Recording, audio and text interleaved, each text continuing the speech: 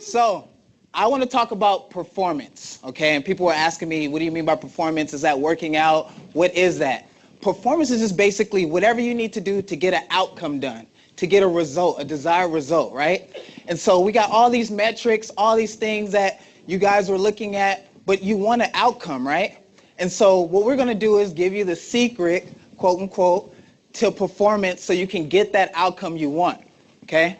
So a little bit about me. I work with pro athletes, high school athletes, college athletes to help them take their game to that next level, okay? I speak on stages.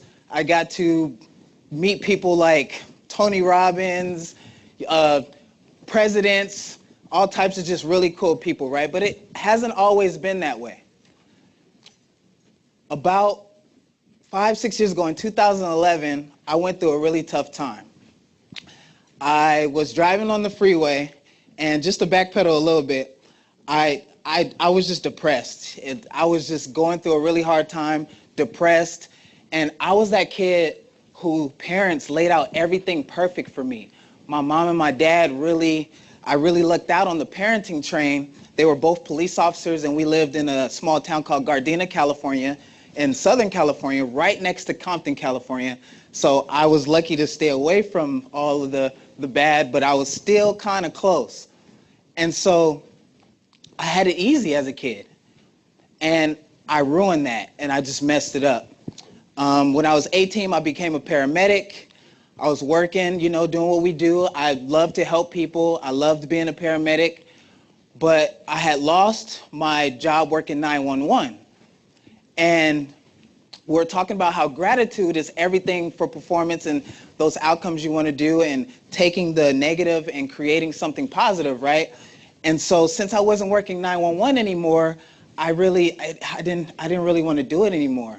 They had me working what's called IFTs, where you just transfer like dialysis patients, and I know that's important, but it didn't make me really appreciate my job. I love the significance.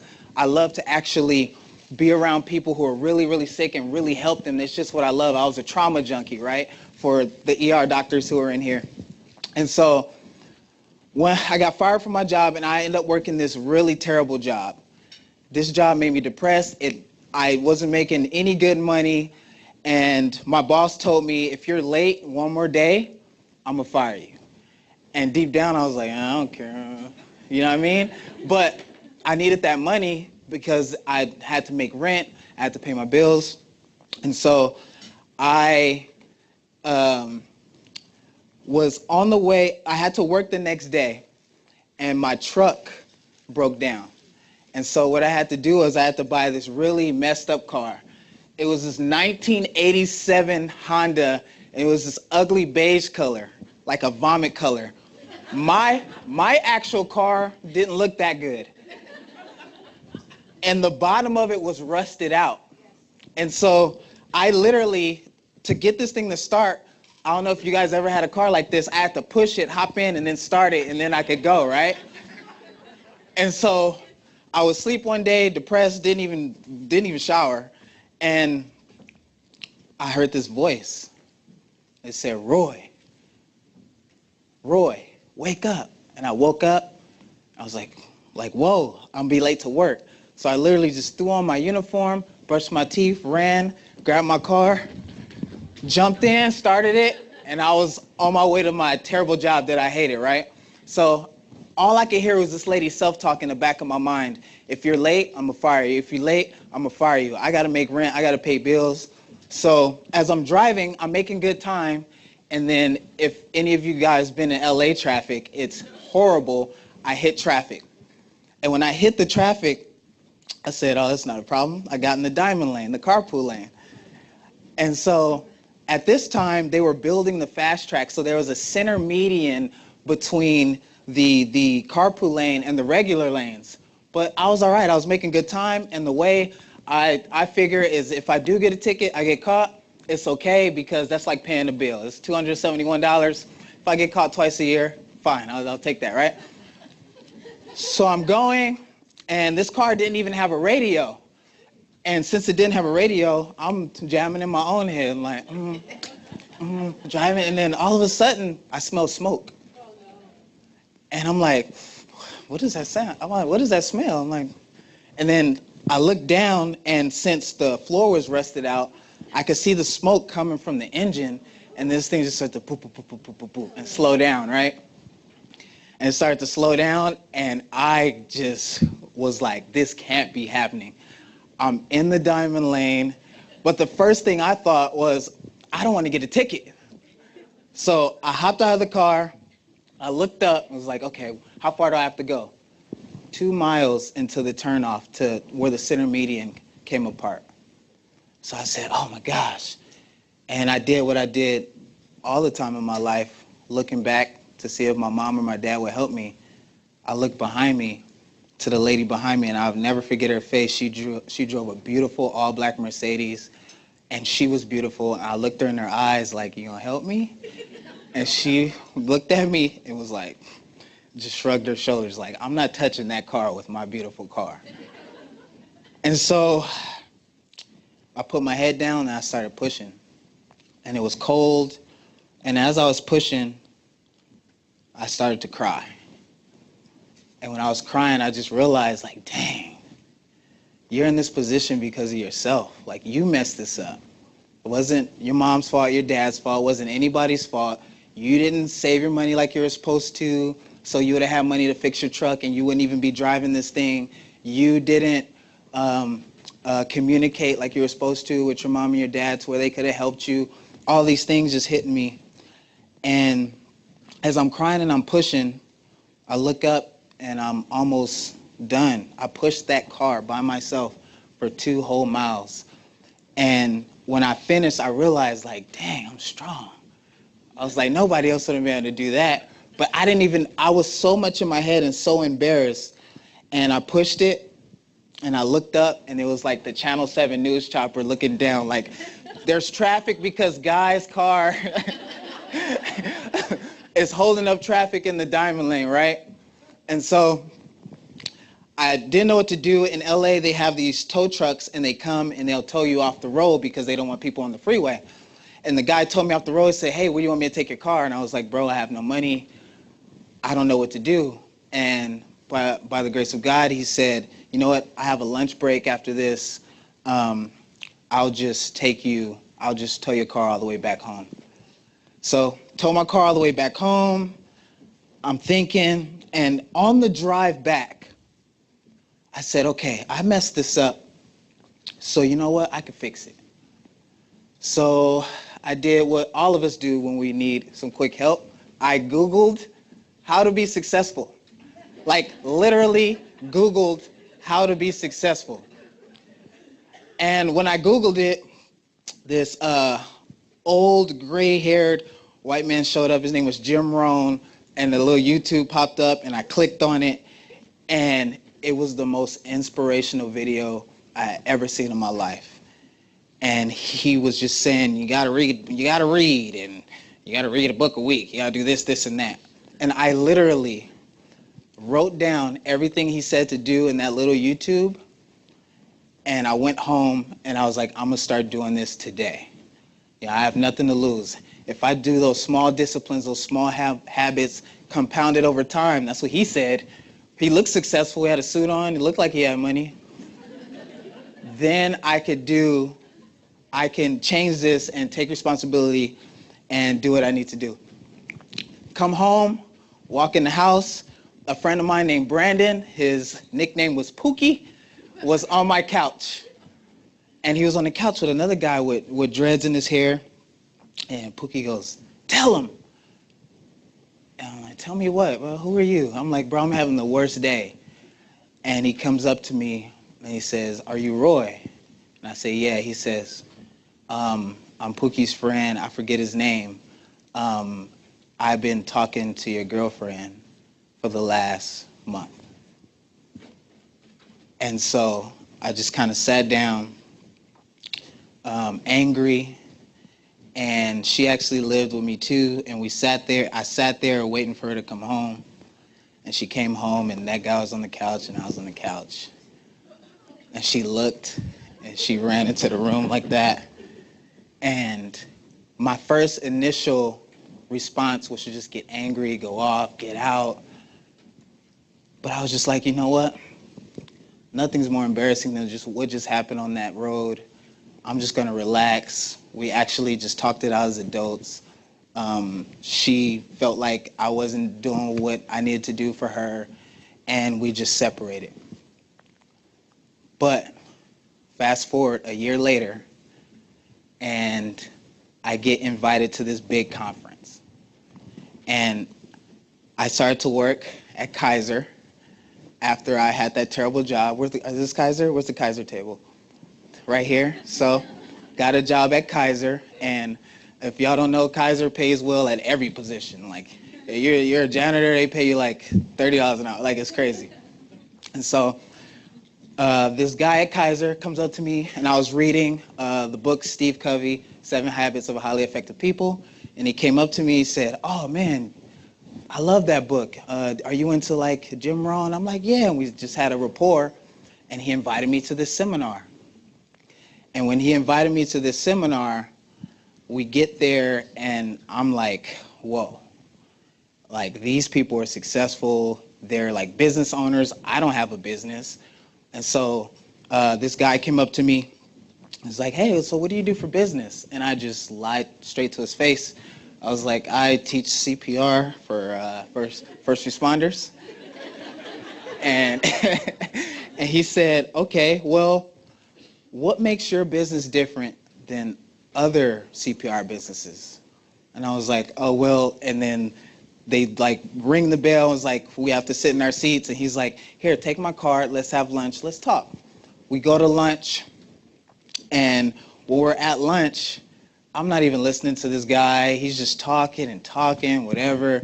And that's why we did $1 billion last year. What? What'd you say? Yeah, we grossed $1 billion. And I was just like, okay, tell me everything I need to do. And that guy, fortunate for me, took me under his wing, showed me a lot of things, showed me how to sell, helped me find my purpose, and I just changed my whole life. I actually started an actual CPR business. I wanted to write a book, right? And that book is out now. It's called The Success Magnet. But I said, I can't just put out no success book unless I make at least 6 figures. So that's my number. Okay, 6 figures, right? And then so I was able to do that. Moving forward, I was able to meet and coach with some real cool people. Donna Karen, Arnold. This guy wrote a book called 3 Feet from Gold. And this guy ran for president, and I think he lost to Obama, or like vice president or something like that. Got to meet some real cool people. And so I just want to talk to you guys about the one thing I learned and some distinctions that I learned that helped me flip everything. And it really just came down to performance, right?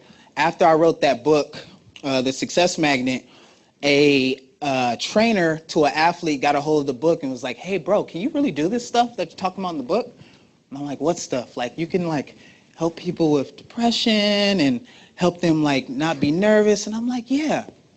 And so he flies me out to Portland, and I got to work with and my good friend Alan Crabb. Right now he plays for the Brooklyn Nets, but at the time when he flew me out to Portland, not to really put his businesses out there, but he just basically told me what he was struggling with. And the thing about performance is it seems so small, and we put like all these like moral judgments on ourselves when we can't do something small like a workout or eat something clean, but really there's always something deeply rooted in our subconscious that once we become aware of it, then we have a choice about how we're going to act in that moment, right? And so we went through a process. And after we went through that process and working with Casey, and I was teaching his trainer some of the stuff we do, he was able to earn himself a $75 million contract. He had his career high. I forget what that was. It's like 25, 30 points or something like that.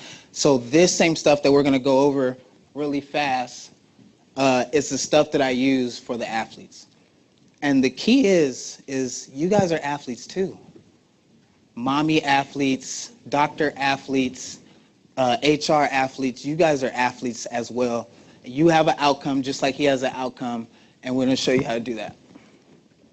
And that's just me. I did a TED Talk. You could just Google me, Roy Red. You can see the TED Talk where I talked about this stuff. This was TEDx Watts, where we were deep in the trenches of like the projects, and they decided to do a TED Talk there. It was epic. It was amazing. And this TED Talk was the talk for the foundation for me actually speaking to people and me actually teaching this outside of just working with athletes. All right? So I want to make a bold statement. I want to judge your performance right now. You are always performing and achieving at 100%. Always. Right? A lot of people say potential is infinite, but we can't measure infinite. We can't do anything with that. So what I said was, we're always at our potential, but only up to our mindset ceiling. Okay?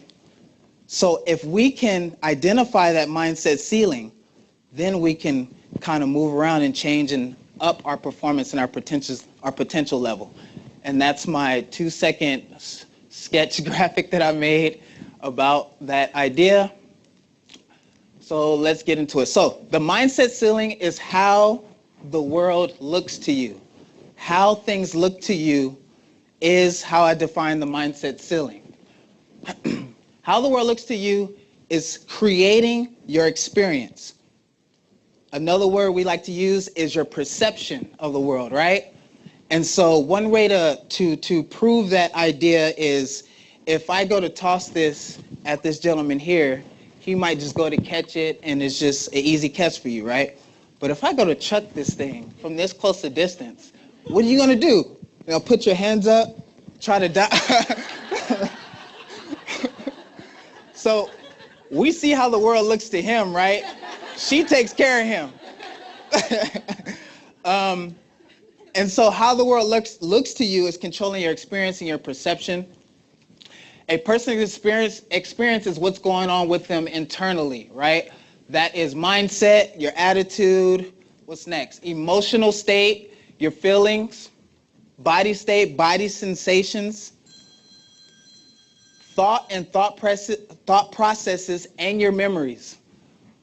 Who you know yourself to be, that identity, is really just how you experience yourself. Okay? Your experience and your actions are consistent with each other. And they've proven this in neuroscience. The same brain patterns that are controlling action are connected and networked with the same brain patterns that control perception and your experience. They come as one together.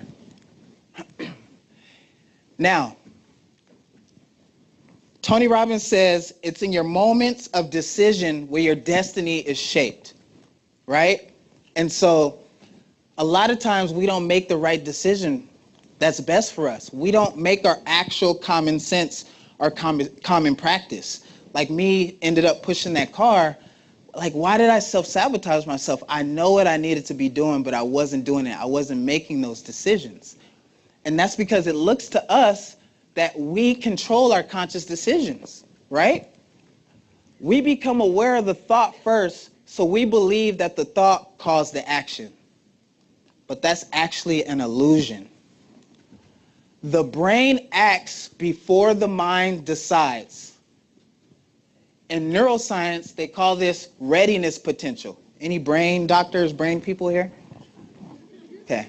So basically, they did these tests, and like they would have someone like touch something hot, and then later on, they would take that same person and they would bring something hot towards them, and their brain would already make the decision and start to react to that heat before they became conscious of the heat coming. Okay? So the way to get a hold of your performance is to get a hold of your experience. And to get a hold of your experience is to get a hold of how the world looks to you. Okay? As a coach, I cannot make anybody perform any better. I can't make Alan perform any better. I can't make you guys perform any better.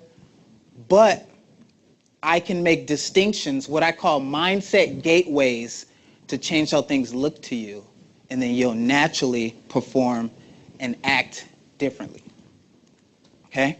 Your mindset ceiling is how the world looks to you, and how the world looks to you is represented in language. That's why I have a friend who's Chinese. He'll say something, and I'll say, what does that mean? He's like, there's no word in English to explain this phenomena. And so literally he has experiences that I've never experienced because I don't have the language. Language words are anchors for experience. If I say cat, you guys see a cat, you see a cat you hate, you see a cat you love, or you see a picture of a cat, whatever memory that word pulls from you, whatever experience that word pulls from you, that's going to pop into your head, right? Language is how we express intent, okay? Intending our desired action is what's going to create your performance and your results. Saying what you're going to do, right? But there's so many times that we say we're going to do something, or we say we're going to achieve something, and I'm not saying that we're always going to achieve what we say we are just based on language. But I'm going to give you guys a secret and an advantage to increase the possibility for that. Language opens up a space that makes experience and action and results possible. So if I say I'm going to leave this, if I make the decision I'm going to leave this room right now, there's a possibility that I may not make it through that door. But it's a higher possibility that I will, right? Performers want a desired result. We talked about that. So your experience is networked with your actions, and that's going to create your result. We want to raise the possibility of your intended outcome to be actualized.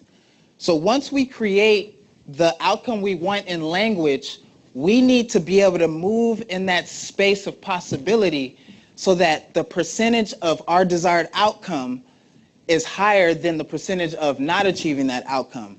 That's what we're trying to do. Nothing is 100%, but we can get close. The more powerful a person is in the space of possibility, the more likely they are to act in a way to get them to their desired result.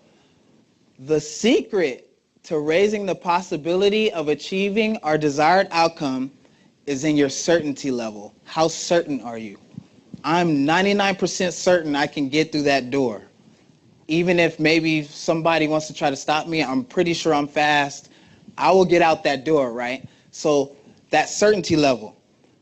So not achieving the outcome comes down to how uncertain you are. Certainty is power. The opposite of certainty, uncertainty, is what lowers the possibility of your outcome coming into fruition. A lot of people say you got to believe it. You got to believe it to achieve it. I love belief. I love that word. But belief, people believe in things that they don't truly know. You need to know in your goals. You need to know in your outcomes. You need to be certain, not just believe them. Certainty versus uncertainty is the true game that we're playing. The highest level of certainty is natural knowing, something you know so well that it's just like walking, right? And you notice how walking is, we're so certain that we could walk, but it's so hard to explain. Explanations and having preconceived ideas sometimes could keep us from having a certainty level. Okay, so how do we know something? How do we know something and have certainty about it before we actually achieve it? If language creates how things look to you, and how things look to you creates your experience, then the secret to experiencing total certainty is by trusting your own self-talk, your own internal dialogue. Your mind must accept what is said to it for it to open up action and take you to that performance level. We need your mind to trust your word. In the beginning, there was the word. Okay. There are four foundations that must be presented for your mind to trust what you say. First is to be real, be authentic, right? We were talking about authenticity earlier. I'm going to show you guys how to be authentic right now, easy.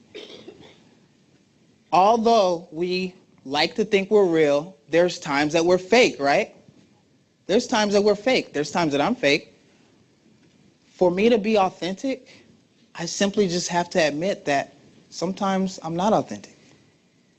And that makes me authentic in an instant, if I'm just able to communicate that.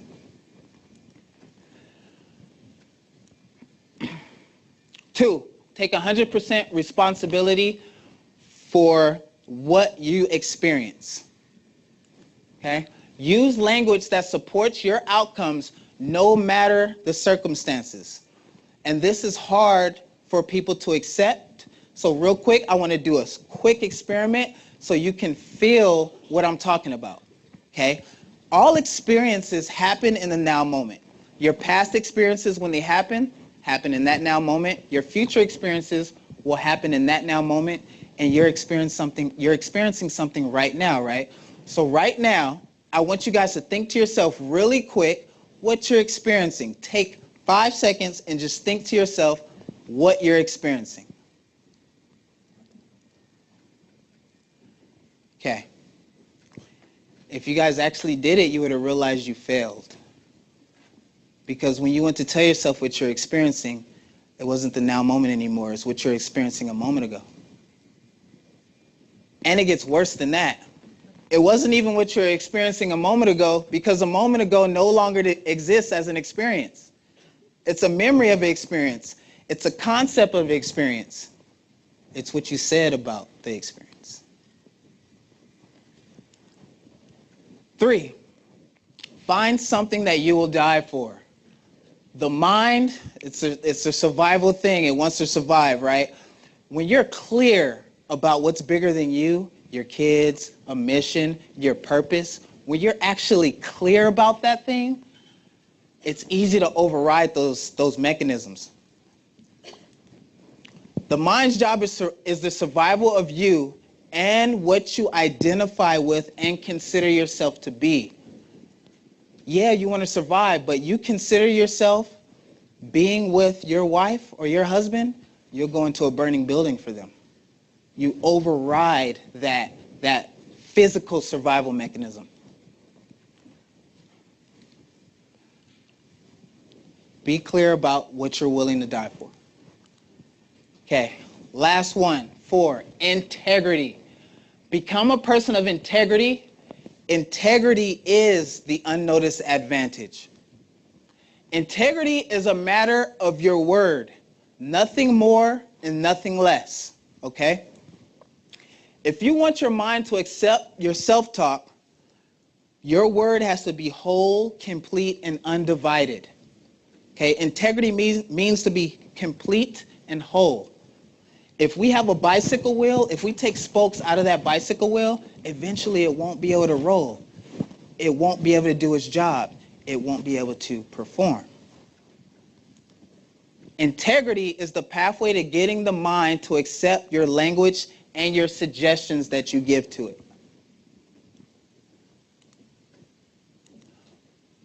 If you do not do what you say, the mind will lose trust, which will make you less powerful of a person, and it will lower your certainty level.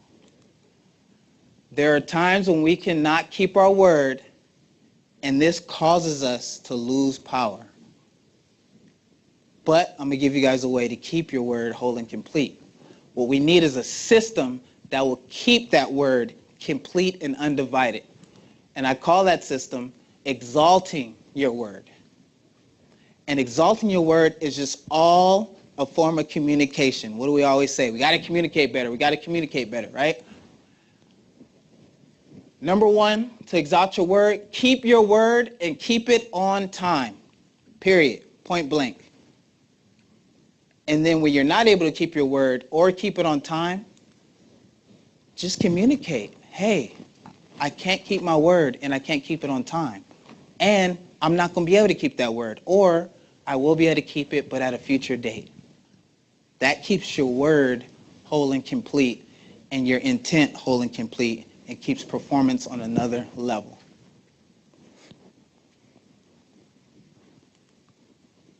All right.